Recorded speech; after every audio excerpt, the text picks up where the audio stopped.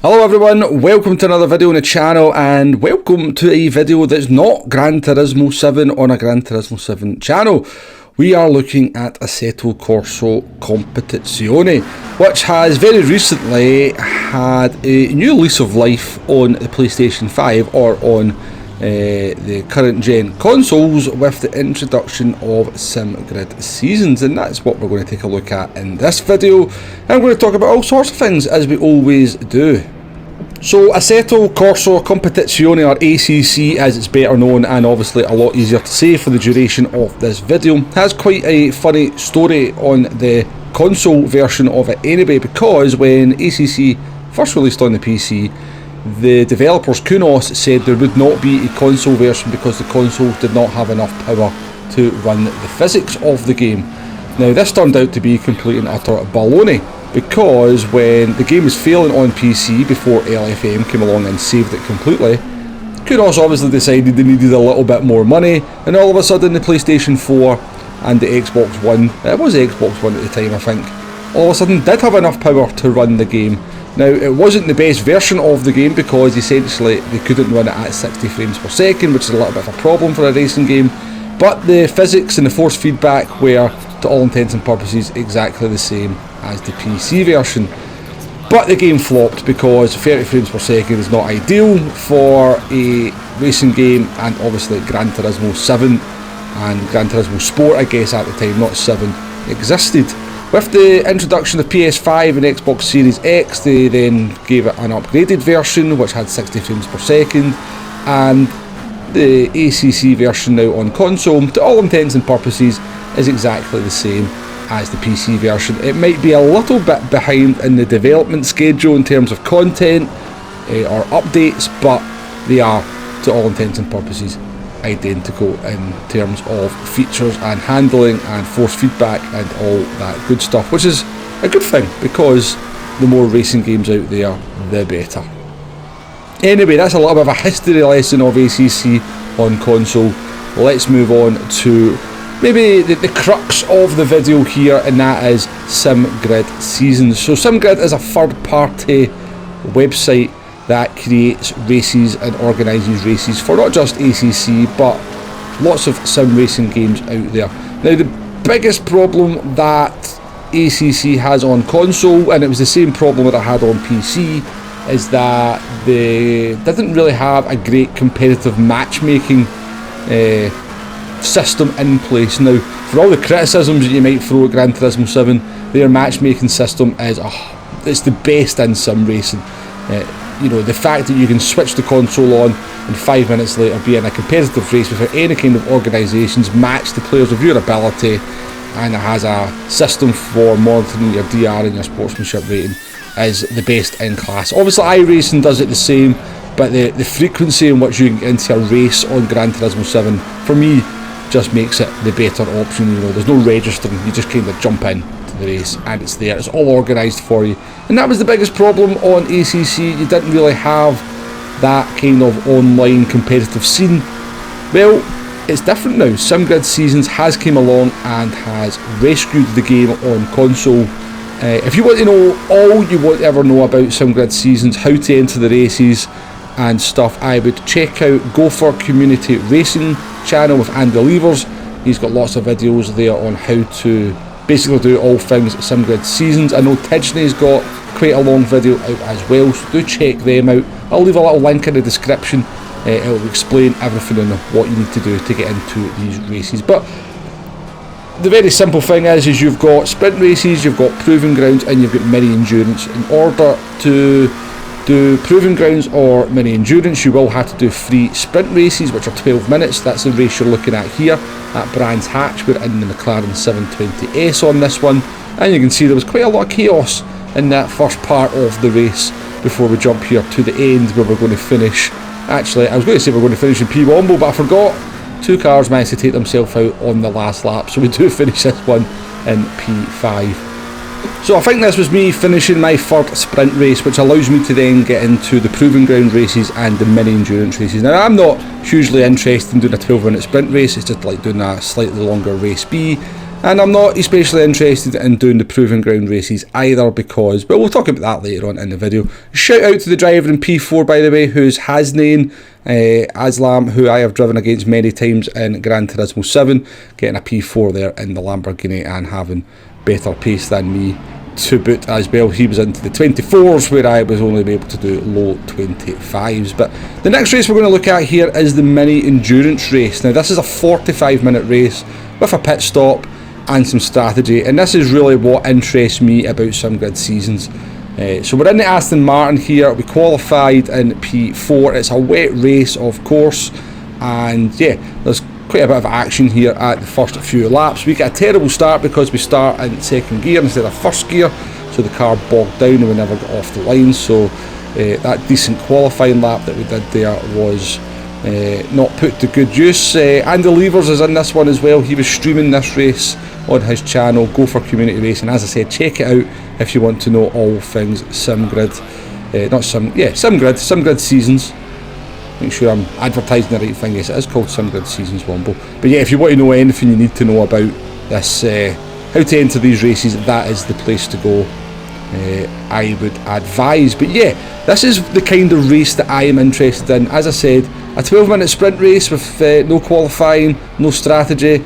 You know, I would be a critic or hypocritical of me to say, oh, that's a great race, when, you know, I've basically spent the last 5-6 years slagging off race B as being completely pointless. So the 12-minute sprint races to me are pointless.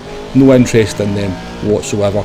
The proving ground races is a 20-minute sprint race with no strategy, but you've got qualifying in it, so that's slightly more interesting, I guess. But again, it would be hypocritical of me to say that that's a good thing, because anytime you do a Gran Turismo race with no strategy and tyre wear at times 1 times 2 on, or times fuel times 1 on hard tyres, I'm critical of that. So, you know, not for me, but it will be for a lot of people. I think the proving grounds are proving to be quite popular, so I'm happy for that. But the mini endurance race, the 45-minute race with some strategy, a bit of distance to it, a bit of thought process, you know, a bit of consistency is rewarded. This is my kind of cup of tea, and yeah, this is the very first one that I did, and my aim for this one basically was to not get lapped and to try not get a penalty in the pit stop that we made, because the pit stops are slightly more complex than Gran Turismo 7, let's just put it that way. But yeah,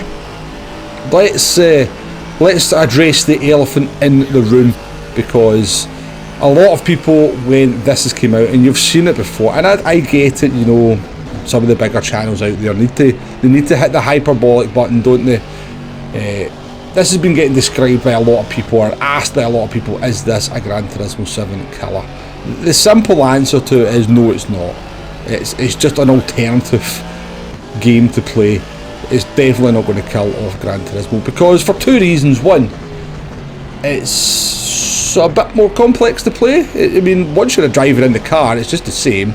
And it's remarkable, actually, I'll be honest with you, having jumped back between GT7 and ACC just recently, how similar the physics actually are, how similar you can drive the car in a very similar manner in both games and get the same results. ACC is not difficult to drive. My biggest complaint about it has always been that the rear end of the car feels like it's got no downforce at times, but that maybe seems to have been addressed in some of the more current patches. Certainly I got a better feel for what the rear end's doing. I still think it moves about a bit more than I would like, particularly in an MR car, for example, like in the McLaren, but once I go in an FR car, I'm a lot more comfortable, so that's why I'm in the Aston Martin. Now I'm just running this with the safe setup, believe it or not, and you know, ACC is a lot about your tyre pressures, getting your tyre pressures into the right window. So I think in a dry race you want them at about 26.4, 26.5, and in a wet race I believe 30 might be the optimal for the wet tyres as well. I'm definitely no expert, I'll try and learn all this as it goes on. But yeah, as long as you get your tyre pressures right, I don't think you maybe need to worry too much about a setup. It'll obviously give you an advantage.